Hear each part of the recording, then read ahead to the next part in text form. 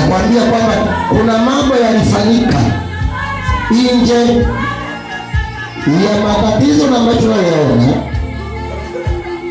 Kuna vitu vilifanyika ukiwa njiani, unapoingia tu kwenye usitana, damu ya kwanza ilipokutoka. Kuna mambo yalifanyika sirini ukiwa haujui.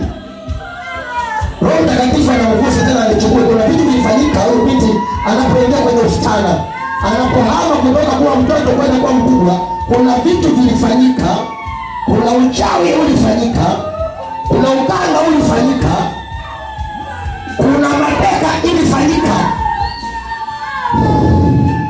Acha nguvu za Bwana zikutoe kikamilifu, kikamilifu.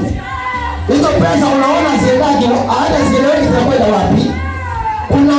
Kuna mtu alishafanya vitu nyuma hiyo tukio, alichukua na unaweza nasema usione pesa zieleweki, mnalima mueleweki. Kuna mtu alishafanya vitu, kuna mtu alishafanya ibada na anapoaga sadaka kila mwezi, kila usiku saa 6.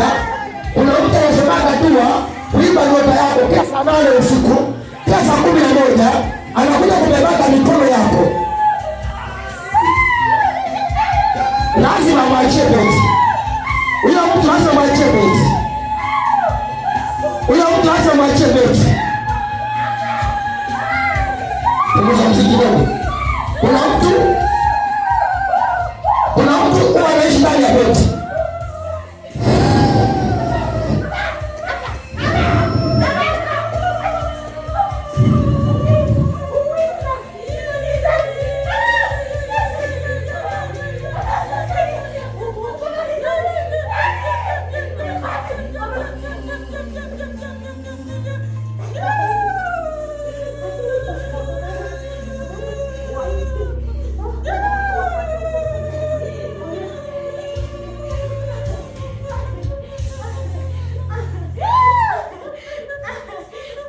Kuna vitu vilishafanyika ndani ya beti, ndio maana anajiamulia vitu. Kuna mambo usione hivyo. Kuna vitu wanaambiwa afanye.